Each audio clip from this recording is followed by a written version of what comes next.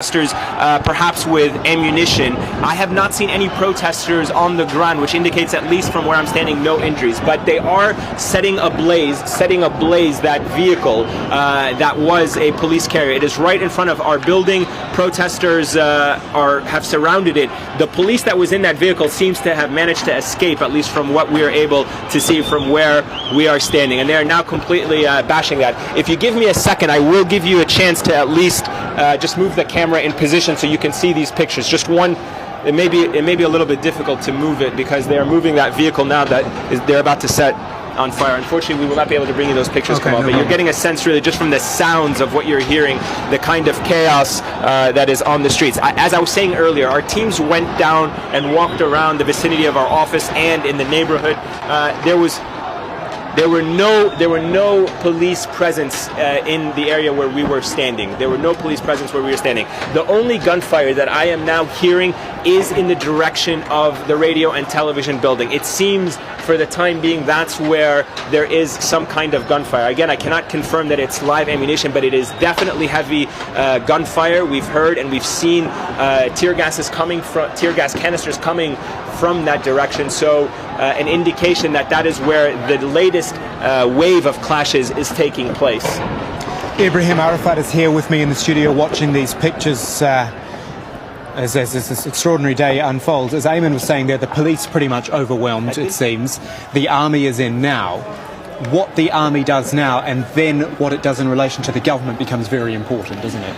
It's early, to tell what the army is going to do. Is the army in the street to reduce the damage? That's it. That's one thing. Is the army is there to repress the public? That's a different thing.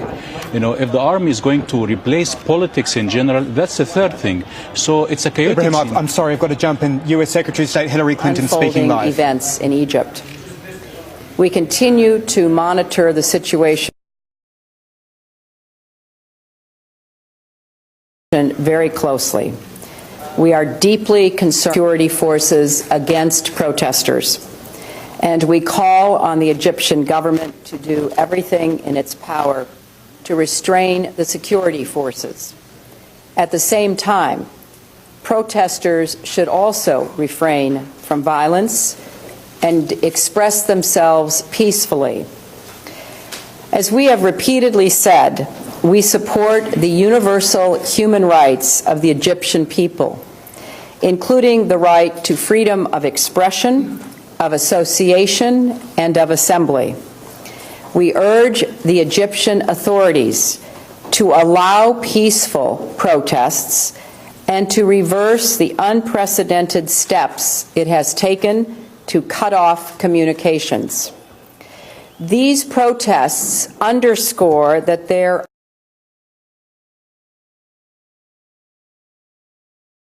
are deep grievances within Egyptian society, and the Egyptian government needs to understand that violence will not make these grievances go away.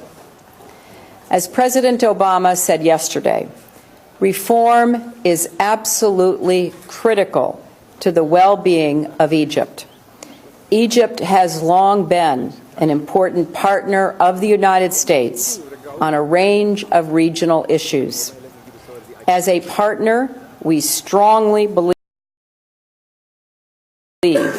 that the Egyptian people, in implementing needed economic, political, and social reforms, we continue to raise with the Egyptian government, as we do with other governments in the region, the imperative for reform and greater openness and participation to provide a better future for all. We want to partner with the Egyptian people and their government to realize their aspirations to live in a democratic society that respects basic human rights. When I was recently in the region, I met with a wide range of civil society groups, and I heard from them about ideas they have that would improve their countries. The people of the Middle East, like people everywhere, are seeking a chance to contribute and to have a role in the decisions that will shape their lives. As I said in Doha, leaders need to respond to these aspirations and to help build that better future for all. They need to view civil society as their partner, not as a threat. Now, there is a great deal of concern also in our government, Mr. Vice President, about the mining disaster that killed 21 miners in Colombia. And we will have our translator translate these remarks about Colombia. Is Hillary Clinton, the U.S. Secretary of State, responding to what is going on in Egypt at the moment? Let me take you through briefly what she said. Said the United States was deeply concerned about what is happening in Egypt and urged the government to restrain the security forces while also telling the protesters they should be acting in a peaceful manner.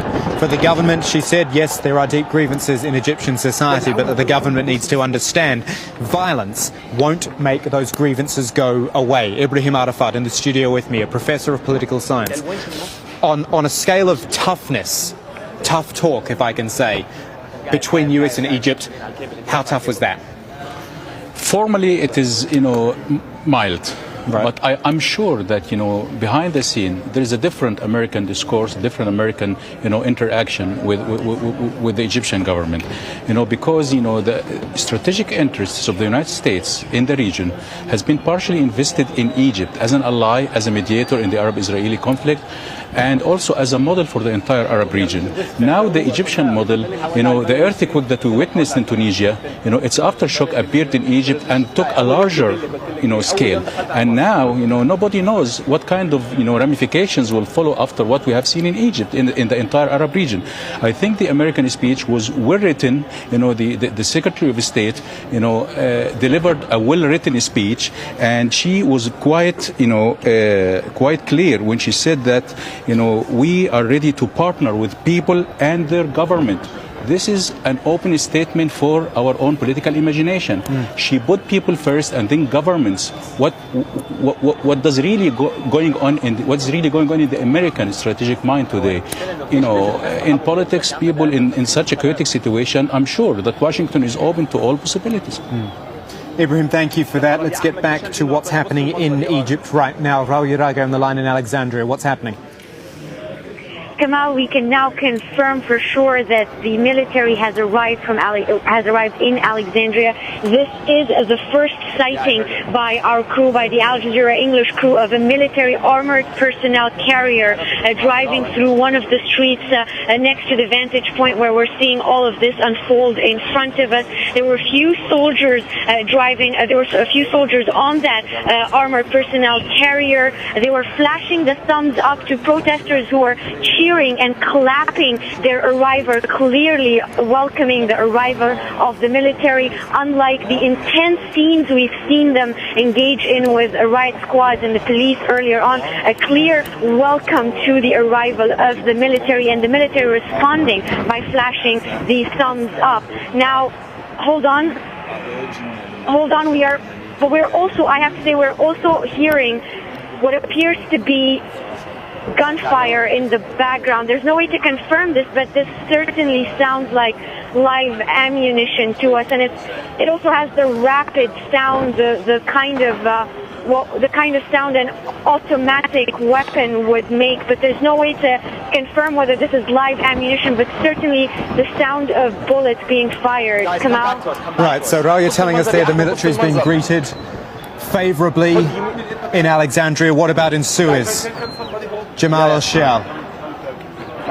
Well, Kamal, the situation here is still extremely violent, standing in the center of what can only be described as a very violent and volatile confrontation.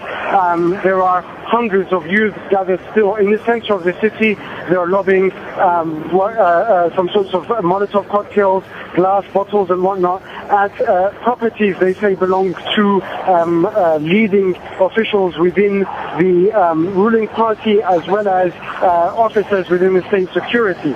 Having said that, the army has come in. The army has regained control of the major police stations, which earlier on the day some were set alight and others were taken over by the people. This confrontation, however, I cannot see who is on the other end of it. I'm standing behind the protesters, but it looks like it will continue to go on for some time as the violence intensifies. Kamal? Jamal Ashal on the line from Suez there. Have we got Ayman Mohideen? Ayman, can you hear me? No, don't think we can hear Ayman at the moment. Right, quick recap of the situation. Military moved into both Suez and Alexandria now and greeted favourably by the people. We've seen them on the streets in those two cities. This is Cairo. It is. Latest pictures, recent pictures from Cairo of military vehicles there on the streets as well. Recently we just heard on the, if I can say, diplomatic side, Hillary Clinton, US Secretary of State, speaking. In fact, let's ask Fawaz Gerges about that. He's been waiting for us over in London. Fawaz, what did you make of what Hillary Clinton had to say? It's a very, very important statement. This is the strongest statement made by the Obama administration in the last week or so. If you read carefully the first three sentences, she said, "We are deeply concerned about the use of violence by the Egyptian authorities." She said, "We urge the Egyptian government to basically reform immediately." She said that it's the imperative of reform. We support the universal rights of the Egyptians. Obviously, the Obama administration knows very well basically how volatile the situation. The statement itself represents an escalation in the U.S. position. Obviously, the Obama administration has been trying to walk a fine line between supporting its strategic ally in the Middle East. Remember, Egypt is America's second strategic ally in the Middle East after Israel. It provides Egypt with about $1.5 billion a year in military aid. This particular statement shows how anxious the Obama administration is about the recent developments in Egypt and basically that the situation might be spiraling out of control. The second point I want to make is that the introduction of the military into Alexandria and Suez changes the whole strategic and political situation in Egypt. This represents a major defeat for the security apparatus of the Mubarak regime. Remember what the Mubarak regime said yesterday. The security forces would crack down against any opposition. Basically, they have failed to do so. The power of the people has shown very clearly that now they control the streets in several cities. The introduction of the military is another concession by the Mubarak regime that the situation is escalating beyond its control. And I would argue now the situation and the final decision, the big decisions will likely be in the military hands, not in Mubarak hands. It's really an open, a fluid situation. Everything basically, in the next few days, we'll likely see when the dust settles on the battlefield what kind of a transitional administration might emerge in Egypt. And it's interesting to see, and let me put this to Nabila Ramdani, who's still with us in London as well, when we talk about the army, the way it's being greeted at the moment. Our correspondent's telling them lots of thumbs up, the people are cheering, they're being viewed in a very positive light. Well, I think what Professor Gerges said about the introduction of the army is absolutely fundamental. I think it's a further sign of weakness of keeping control over the situation. And the very fact that the regime had to go that far just shows that it's slightly capitulating in a way. We have seen how the regime tried to make concessions along as the day went by offering to negotiate, for example, the resignation of the Prime Minister, but also to offer to form a new government altogether. And of course, for the demonstrators, this is not convincing at all, and they want much deeper changes as far as the structure of the political system is concerned.